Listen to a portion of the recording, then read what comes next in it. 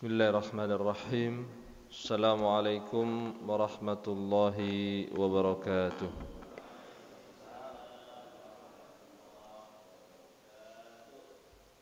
Alhamdulillahilladzi hadana lihadza wama kunna linahtadiya laula an hadanallah. Asyhadu an la ilaha illallah wa asyhadu anna Muhammadan abduhu wa rasuluh la nabiyya ba'dah. هو النبي الذي قد أدى الأمانة ونصح للأمة وجاهد في الله حق جهاده وتركنا على المحجة البيضاء ليلها كنهارها لا يزيغ عنها إلا هالك. Jamaah salat subuh dan jamaah kajian rahimakumullah. Alhamdulillah, pada pagi hari ini kita masih dapat melangkahkan kaki kita ke tempat yang mulia ini dalam rangka untuk beribadah dan menuntut ilmu, yang semoga seluruh rangkaian aktivitas kita mulai dari salat subuh berjamaah dilanjutkan dengan kajian ba'da subuh, seluruhnya bernilai ibadah di sisi Allah Subhanahu wa taala. Amin ya rabbal alamin. Salawat beserta salam semoga selalu tercurah kepada Nabi Muhammad sallallahu alaihi wasallam.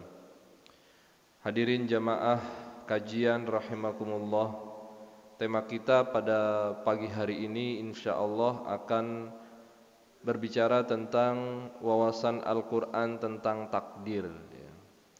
Bagaimana kemudian takdir sebagaimana yang kita ketahui adalah merupakan salah satu dari sekian rukun iman, itu wajib kita imani dan wajib kita yakini. Sehingga suatu ketika pada periode tabi'in ada salah seorang sahabat, seorang tabi'in yang bernama Yahya bin Ya'mar. Sebagian mengatakan Yahya bin Ya'mur. Itu di daerah Basrah sedang menyebar aliran atau pemikiran tidak percaya terhadap takdir.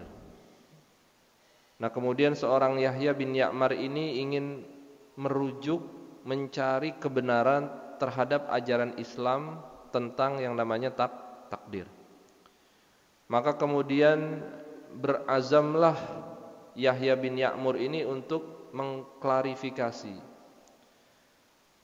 dengan sumber-sumber yang valid yang berasal langsung dari Rasulullah SAW.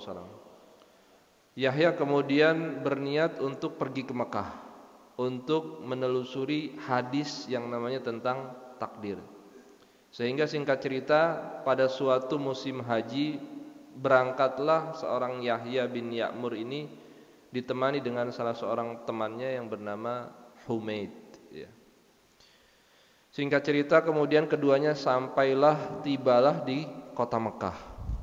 Lalu mencari-cari kira-kira siapa dari kalangan sahabat ini yang masih bisa dimintai hadisnya, hadis nabinya terkait dengan takdir. Karena ketika itu Rasulullah sudah wafat.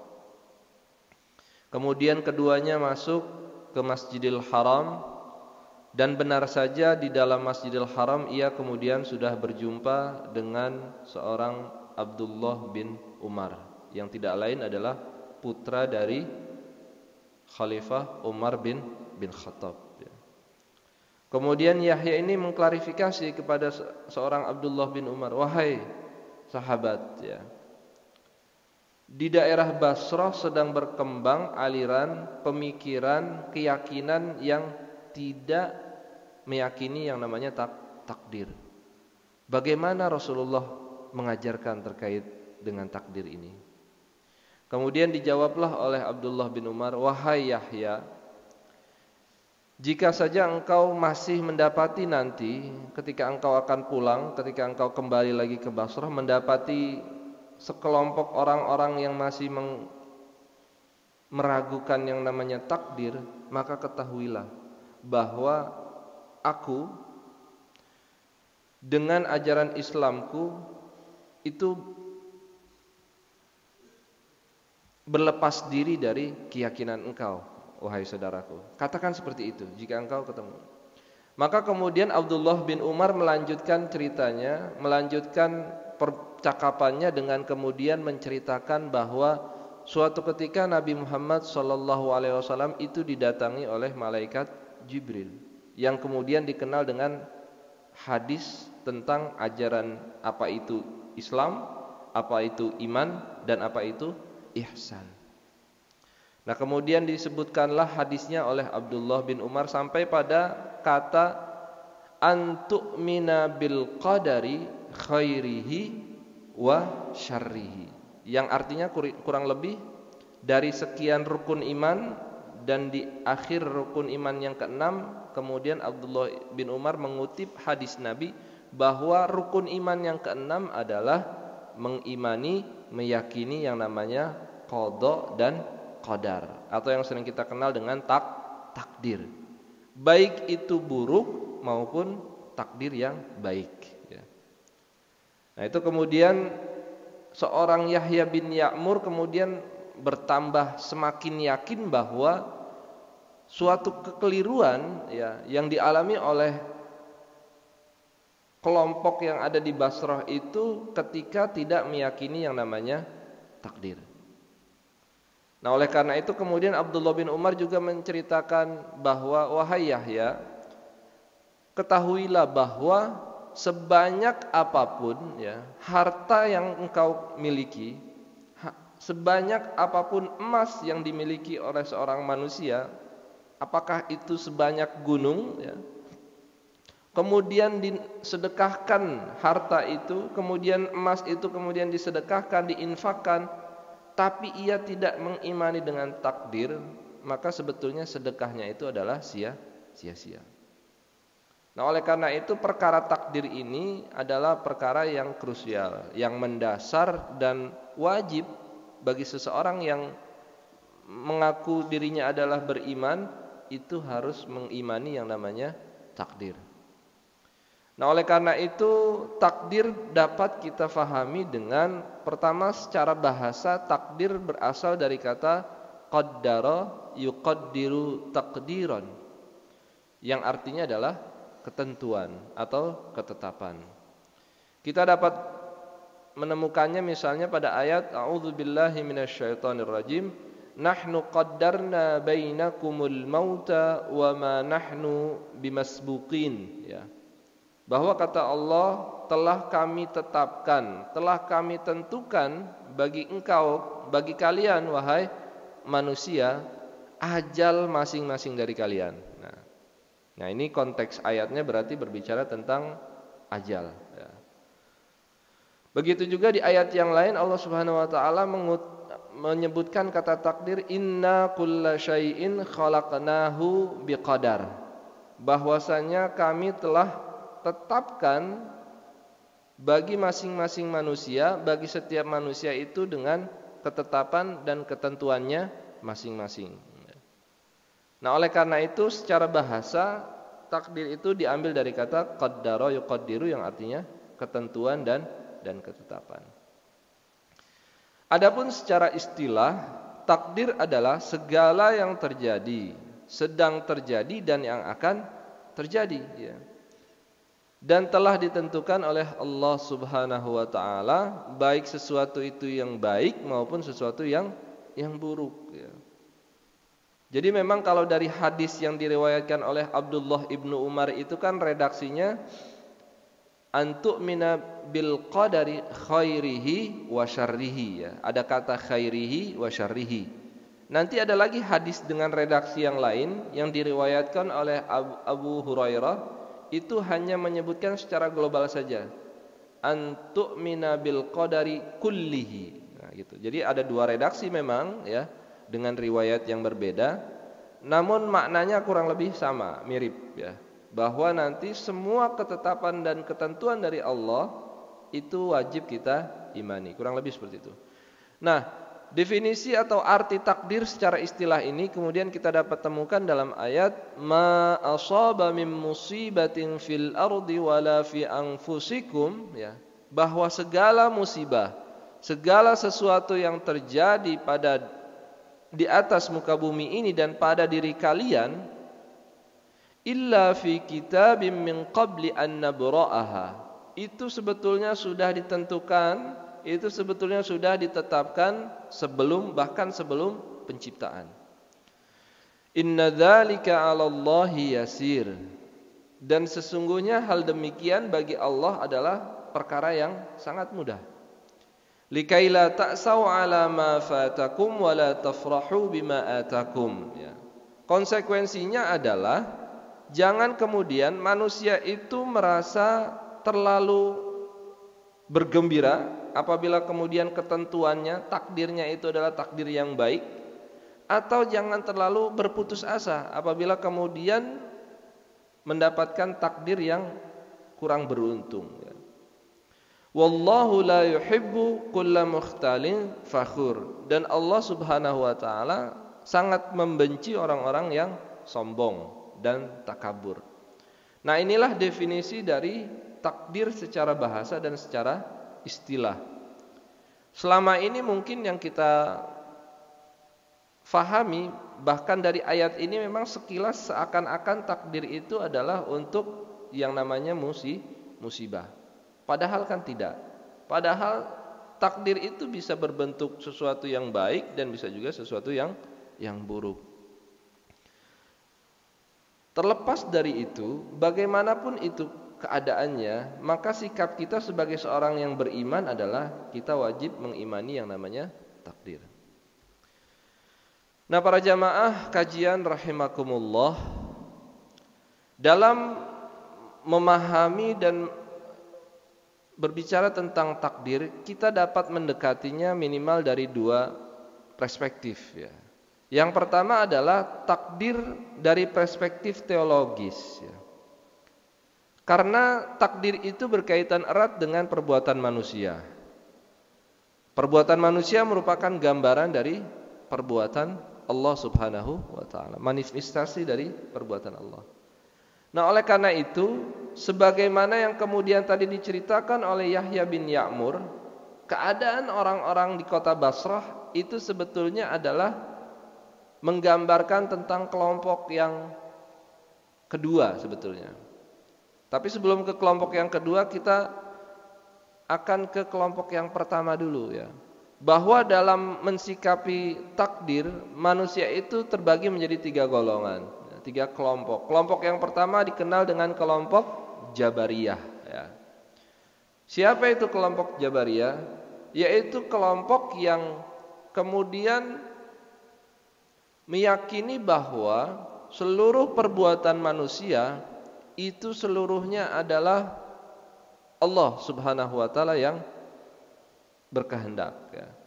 Manusia tidak memiliki andil apapun dalam perbuatannya sendiri, ya. Jadi manusia itu seakan-akan seperti dalam tanda kutip, ya, boneka saja, ya.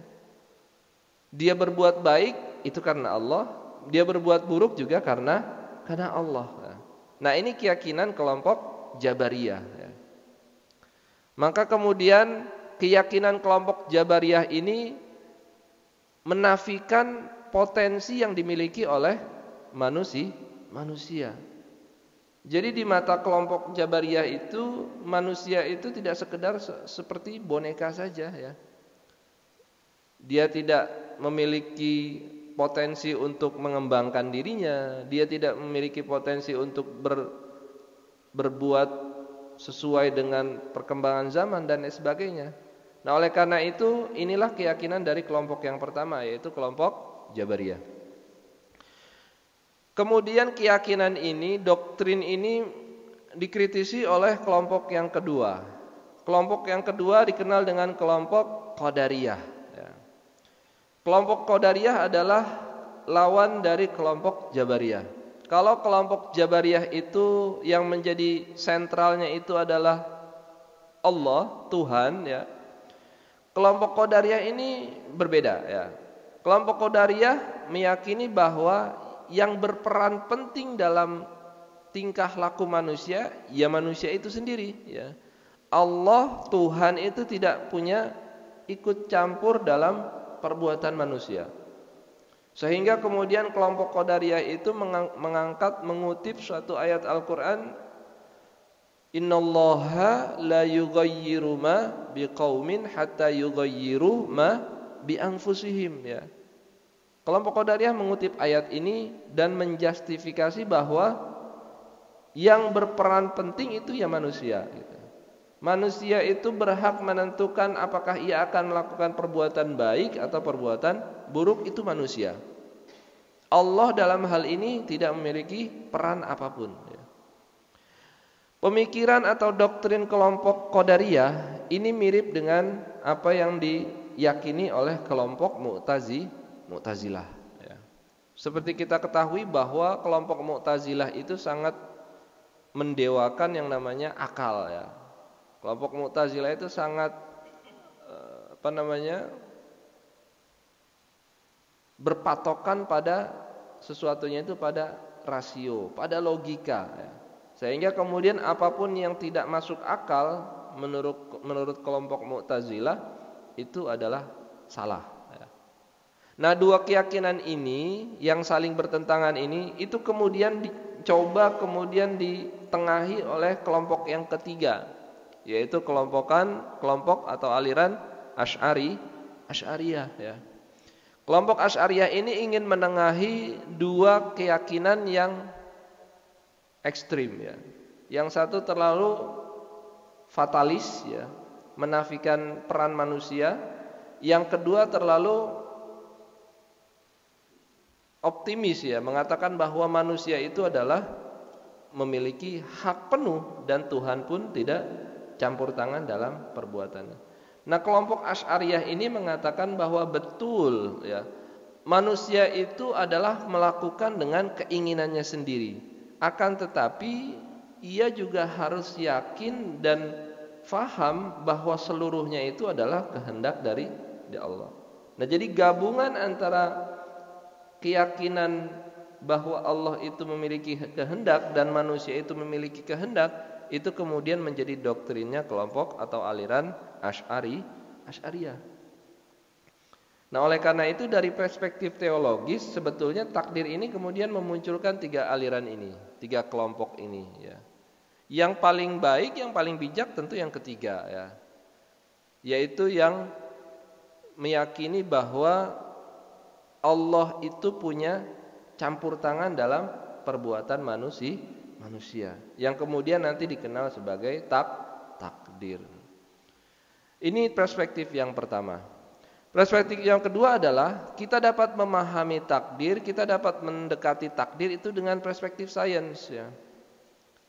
Namun sains yang dimaksudkan di sini adalah pengetahuan tentang pencipta dan yang diciptakan, ya.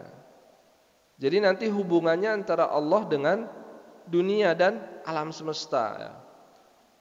Bahwasanya sehebat apapun itu teori sains, ya, manusia harus kemudian mengembalikan bahwa kehebatan teori itu adalah ada yang menciptakan. Siapa yang menciptakan? Tentu Allah Subhanahu wa ta'ala.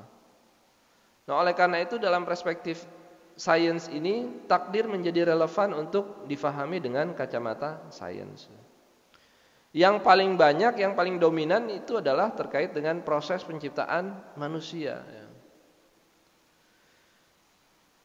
Maka kemudian jika kita mengklasifikasikan ayat-ayat takdir dalam Al-Quran, pertama kita dapati adalah bahwa takdir dalam Al-Quran itu berbicara yang pertama tentang takdir waktu, ya. Misalnya waktu bagaimana Nabi Musa diangkat menjadi seorang nabi dan rasul, ya. Seperti kita ketahui bahwa kisah Nabi Musa sejak dari kelahirannya sampai kemudian diangkat menjadi seorang nabi dan rasul itu sangat kelihatan sekali yang namanya skenario dari Allah Subhanahu wa taala. "Idz tamshi ukhtuka fataqulu hal adullukum ala man yakfuluh faraja'naka ila ummika taytaqarra 'ainuha wa la tahzan." Ya. Pertama yaitu proses bagaimana kemudian Nabi Musa dilahirkan pada kondisi ketika itu anak atau bayi laki-laki itu seluruhnya dibunuh oleh Raja Fir'aun. Itu kemudian bagaimana bisa Nabi Musa itu selamat ya? Satu-satunya bayi yang tidak dibunuh oleh Raja Fir'aun ya. Apa yang dilakukan oleh ibundanya? Ibunda Nabi Musa kemudian menghanyutkan bayi yang baru dilahirkan itu di sungai, yang kemudian diikuti oleh kakak perempuannya. Sampai kemudian bayi itu bermuara di tangan istrinya Raja Fir'aun ya. Lalu kemudian bayi Musa kecil itu kemudian tidak berhenti menangis ya. Yang sampai pada kemudian keluarga Fir'aun itu mencari-cari di mana ini yang bisa menyusui bayi laki-laki ini ya. Sampai kemudian kakaknya kemudian mengetahui bahwa keluarga Fir'aun ingin mencari siapa yang bisa menyusui, kemudian menunjukkan kepada ibundanya Nabi Musa alaihi salam. Itu skenario Allah, itu ketentuan Allah, itu ketetapan Allah subhanahu wa ta'ala. Wa qatalta nafsan fanajjaynaka minal ghammi wa fatannaka futuna. Lalu dilanjutkan bagaimana kemudian kisah diselamatkannya Nabi Musa. Ketika itu Nabi Musa melakukan pembunuhan tidak disengaja, akan tetapi kemudian terancam ya, akan dipersekusi oleh kaum Bani Israel ketika itu, tetapi lagi-lagi di situ skenario Allah bermain ya. Allah selamatkan Nabi Musa dengan kemudian Nabi Musa keluar dari negeri Mesir. Falabithta sinina fi ahli Madyan thumma ji'ta ala qadari ya Musa. Lalu kemudian Nabi Musa pergi ke kota Madyan dan berjumpa dengan putrinya Nabi Syuaib, lalu menikah dengan putrinya tersebut.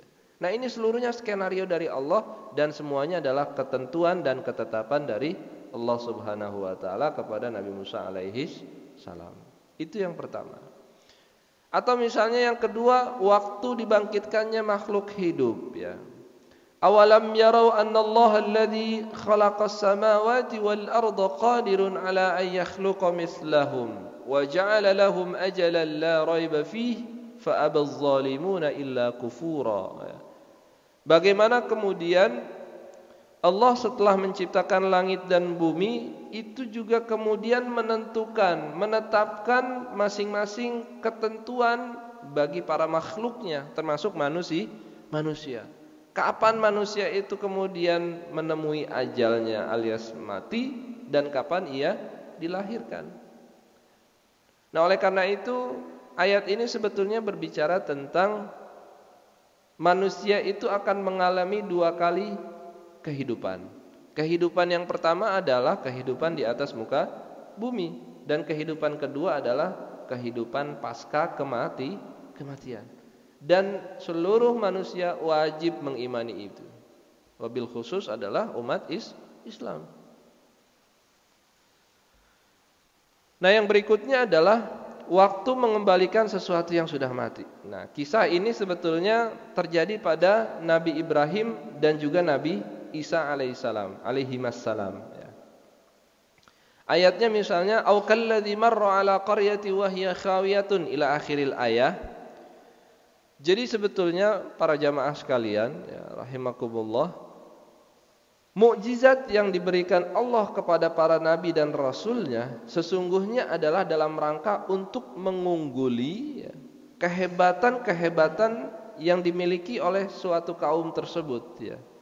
Kita lihat misalnya mukjizatnya Nabi Musa itu kan bisa mengalahkan ilmu sihir Raja Fir'aun dan bawahannya dan para penyihirnya.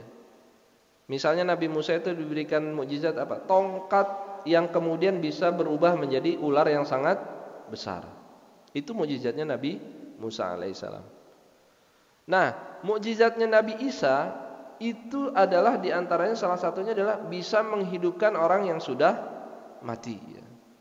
Karena ketika itu pada periode Nabi Isa alaihissalam memang ilmu kedokteran itu sedang jaya-jayanya ya. Sedang sampai pada titik puncak kejayaannya itu periode Nabi Isa alaihissalam.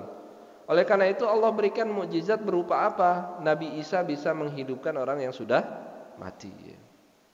Nah, itu juga adalah bagian dari takdir dan ketentuan dari Allah, dan itu wajib kita imani. Itu yang pertama, yaitu tentang takdir waktu. Yang kedua adalah takdir tentang manusia, ya. Misalnya tentang kehidupan manusia. Inna rabbaka yabsutur rizqa liman yasha'u wa yaqdir. Innahu kana bi'ibadihi khabiran basira. Bahwa Allah itu memberikan rizki kepada siapa yang dikehendaki dan Ia tentukan besarannya. Maka kemudian di atas muka bumi ini ada yang rizkinya kemudian ukurannya itu banyak, ada juga yang sedikit. Ukurannya yang banyak dan sedikit itu seluruhnya adalah bagian dari takdir Allah Subhanahu wa taala. Kata kuncinya adalah ketika ia mendapatkan rezeki yang banyak, tentu ia harus bersyukur. Sebaliknya ketika rezekinya itu sedikit, maka juga dia harus sabar.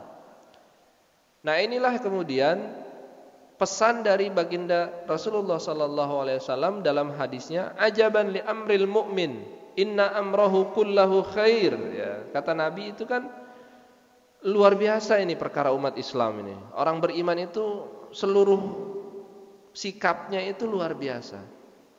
Ketika ia mendapatkan rizki yang berlebih, ia bersyukur.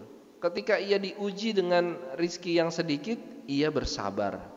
Nah, hadis ini sebetulnya ingin mengajarkan bahwa keimanan seseorang itu terdiri dari dua komponen penting, ya. Maka kemudian seseorang yang belum memenuhi dua komponen ini, maka sebetulnya belum mencapai keimanan yang sesungguhnya. Apa dua komponen ini? Dua komponen ini yang pertama adalah syukur dan yang kedua adalah sabar. Jadi kalau hanya syukurnya saja, tapi ia tidak sabar, maka dipertanyakan keimanannya. Nah, oleh karena itu, takdir ini sebetulnya mengajarkan kita tentang konsep keimanan yang sebenarnya. Nah, yang kedua adalah terkait dengan kejadian penciptaan manusia. Allahul ladzi khalaqakum min dha'fin thumma ja'ala min ba'di dha'fin quwwatan thumma ja'ala min ba'di quwwatin dha'fan wa syaibah, ya. Bahwa Allah Subhanahu wa taala itu menciptakan manusia itu dari sesuatu yang lemah. Manusia itu lemah. Bayi itu kan tidak bisa ngapa-ngapain, itu lemah. Lalu kemudian kuat, ya, berkembang, tumbuh dewasa, kuat.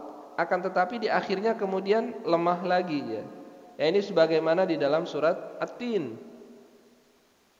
Laqad khalaqnal insana fi ahsani taqwim. Ini kuat sekali Allah Subhanahu wa taala menciptakan manusia dan sempurna sekali. Ada mata, ada telinga, ada hidung, ada mulut, plus ada akal. Akan tetapi di akhir surat At-Tin ini kemudian summa radadnahu asfalasa safilin. Ujung-ujungnya Allah lemahkan lagi itu manusia, ya. Nah, kemudian inilah bagian dari takdir dan ketetapan dari Allah Subhanahu wa taala. Lalu juga tentang amal perbuatan manusia. Ya ayyuhalladzina amanu la tubtilu shadaqatikum bil manni wal adza kalladzi yunfiqu malahu ria'an nas wa la yu'minu billahi wal yaumil akhir. Bahwasanya amal perbuatan manusia apapun itu, ya, syaratnya adalah kita harus ikhlas ketika melaksanakannya, termasuk sedekah dan infak. Maka kemudian ketika kita tidak ikhlas, ketika kita tidak tulus dalam mensedekahkan harta kita, maka sebenarnya itu akan menjadi sia-sia, ya.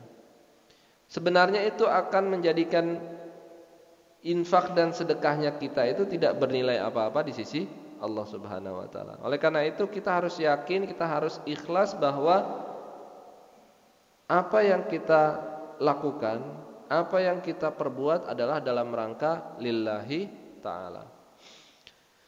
Nah, yang berikutnya, yang ketiga adalah takdir tentang alam semesta, ya. Seperti kita ketahui bahwa ayat Al-Quran itu ada dua macam.